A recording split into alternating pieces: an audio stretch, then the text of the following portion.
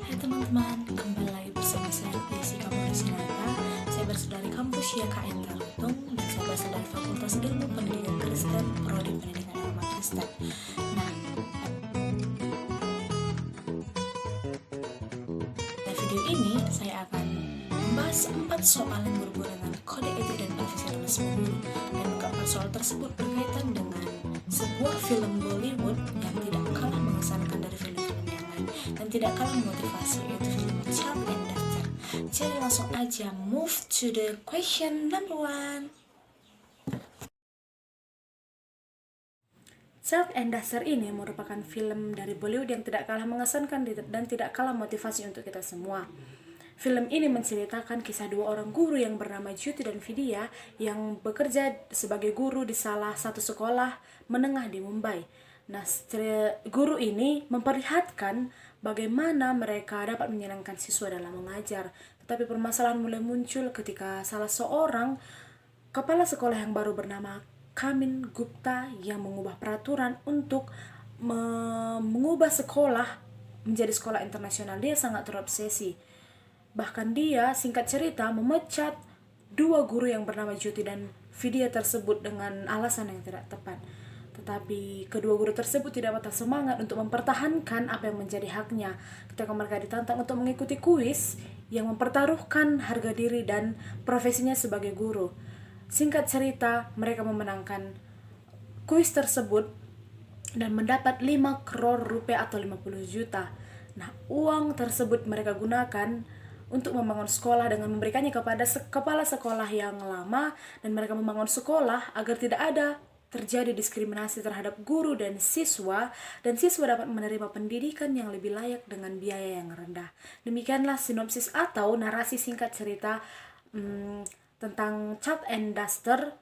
Saya sarankan untuk kalian semua menontonnya. Oke, kita lanjut ke question number 2. Kode etik guru menjadi sarana untuk menciptakan suasana dan kualitas kerja yang efektif, efisien, serta produktif. Ketika semua dapat menjalankan kode etik yang telah disepakati, maka akan tercipta sebuah hubungan atau sebuah suasana yang harmonis. Nah, dalam film tersebut dapat kita lihat bagaimana hubungan antara guru dengan muridnya. Bisa kita lihat ketika Ibu Vidya sedang mengajar matematika, dia dapat membuat suasana yang menyenangkan murid-muridnya. Ketika murid-muridnya mungkin bingung bagaimana pelajaran matematika tentang kuadrat X kuadrat Y kuadrat, tetapi Ibu Vidya dengan nyanyian dia dapat menjelaskan apa itu materi tentang kuadrat, tentang kurang, tambah, kuadrat, dan lain-lain. Dan para murid-muridnya dapat mengerti dan mereka bernyanyi bersama untuk mengerjakan soal yang diberikan oleh Ibu Vidya. Itulah hubungan yang baik antara guru dengan siswa. Nah, bagaimana hubungan yang baik tersebut? Nah, sesekali Ibu Vidya juga memeluk para siswanya atau para muridnya pada pulang sekolah. Yang kedua, hubungan guru dengan masyarakat setempat.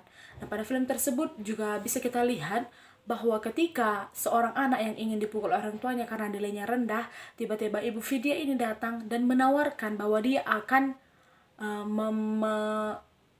memberi les tambahan kepada anak tersebut dengan biaya yang gratis. Supaya apa? Supaya anak tersebut mendapatkan nilai atau mengerti bagaimana pelajaran matematika. Yang selanjutnya, bagaimana hubungan antara guru dengan teman sekerja atau teman sejawatnya. Mereka saling memotivasi, di mana guru yang satu memotivasi guru yang lain. Tetapi ada yang tidak bagus ketika kepala sekolah baru itu hanya memerintah. Dia tidak membimbing para rekan-rekan gurunya untuk melakukan sesuatu, dia hanya bisa memerintah. Yang selanjutnya, etos kerja guru. Etos kerja guru mengandung 3 unsur. Yang pertama, disiplin kerja. Yang kedua, sikap terhadap pekerjaan. Dan yang ketiga, kebiasaan-kebiasaan bekerja. Dalam film tersebut, ada etos kerja guru yang dapat kita ambil, yaitu yang pertama adalah guru harus profesional. Dalam menjalankan profesinya, guru harus profesional. Bisa kita lihat dalam hal kecil. Dalam film tersebut, ketika ada program tahunan untuk sekolah tersebut, guru diperintahkan untuk datang pukul 8. Nah, secara profesional dan secara disiplin guru-guru tersebut datang pukul 8 tepat. Itu bisa kita lihat. Dan yang kedua, bagaimana mengubah pendidikan yang salah. Yang bisa kita lihat contohnya yaitu banyak yang menganggap bahwa matematika itu adalah pelajaran yang sulit, yang memusingkan, yang sulit bagi orang-orang. Tetapi di sini Ibu Vidya mengubah pemikiran atau konsep tersebut. Ketika dia mengajar matematika, dia mengajar semenarik mungkin, yang membuat para siswanya tidak bosan, tidak merasa sulit, bahkan murid-muridnya merasa senang ketika belajar matematika. Jadi Ibu Vidya berhasil mengubah prinsip atau mengubah konsep para murid-muridnya tentang matematika. Pasal 10 ayat 1 Undang-Undang Nomor 14 Tahun 2003 mengatakan bahwa kompetensi guru itu ada 4. Yang pertama kompetensi pedagogi, kompetensi kepribadian, kompetensi profesional, dan kompetensi sosial. Menurut saya dalam film Chalk and Duster ini mengandung keempat kompetensi tersebut. Mengapa? Yang pertama, kompetensi pedagogi. Kompetensi pedagogi ini merupakan kemampuan seorang guru yang mampu memahami bagaimana karakteristik peserta didiknya, baik itu dalam segi moral, spiritual, dari segi intelektual, dan lain-lain. Nah, dalam film tersebut bagaimana kita lihat Ibu Vidya mengajar murid-muridnya. Dia mengetahui apa karakteristik para murid-muridnya, bagaimana intelektual murid-muridnya, sehingga dia tahu dan mampu apa yang harus dilakukan ketika mengajar. Makanya ketika mengajar dia membuat nada-nada atau membuat lagu yang memudahkan peserta didiknya untuk mengerti apa yang diajarkannya. Yang kedua yaitu kepribadian, di mana kepribadian di sini berkenaan atau langsung kepada guru, yaitu seorang guru harus mampu menjadi panutan dan teladan. Kita lihat juga dalam film tersebut bagaimana para guru-guru menjadi teladan bagi murid-muridnya. Tetapi dalam film tersebut juga saya melihat bagaimana kepala sekolah yang baru itu tidak menjadi teladan bagi sesama rekan kerja guru yang lain. Karena apa? Kepala sekolahnya hanya mampu memerintah, dia tidak membimbing, dia tidak menjadi teladan yang baik bagi teman-teman sekerjanya. Selain itu, pada saat Ibu Joyti dan Ibu Vidya mengikuti kuis tersebut, bisa kita lihat bagaimana mereka menjadi teladan bagi murid-muridnya, bagi guru-guru yang lain, dan bahkan semua orang yang menonton mereka mengikuti kuis tersebut. Dan yang ketiga ada profesional, di mana dalam film tersebut bagaimana kita lihat kedua guru tersebut menjawab soal dari kuis tersebut dengan sangat profesional. Mereka mengetahui dengan pengalaman-pengalaman yang telah mereka alami untuk menjawab kuis tersebut. Dan yang terakhir ada kompetensi sosial. Bagaimana sosial adalah interaksi dengan siswa, dengan orang tua siswa, dengan guru-guru lain, bahkan dengan masyarakat. Para guru-guru tersebut menjalinnya dengan baik. Itu adalah kompetensi yang dimiliki pada film tersebut, yaitu pedagogik, profesional, kepribadian, serta sosial.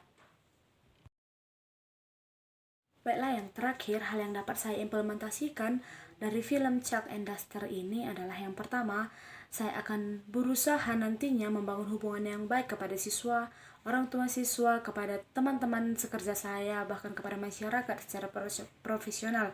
Yang kedua, saya akan mengasihi murid-murid saya tanpa pandang bulu dan tidak melakukan kekerasan yang melebihi batas. Dan yang ketiga, saya akan mencoba hal-hal yang lebih inovatif dalam hal mengajar agar siswa-siswa saya tidak membosankan. Seperti yang dilakukan Ibu Vidya, dia mengajar siswanya dengan nyanyian dan itu pasti tidak akan membosankan. Bahkan murid-murid saya akan mudah mengingat apa yang saya ajarkan.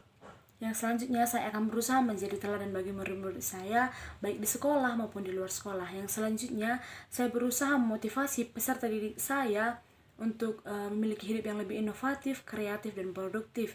Yang selanjutnya, saya akan mencoba berusaha seperti Ibu Vidya dan Ibu Joyti yang rela memberi les tambahan kepada seorang murid tanpa meminta bayaran atau meminta upah, dan saya akan melakukannya dengan sukarela. Dan yang selanjutnya, jika semua aspek mendukung, baik itu dana, baik itu semua aspek, saya akan membangun sekolah agar para siswa yang tidak mampu dapat bersekolah dan mendapat pendidikan yang layak.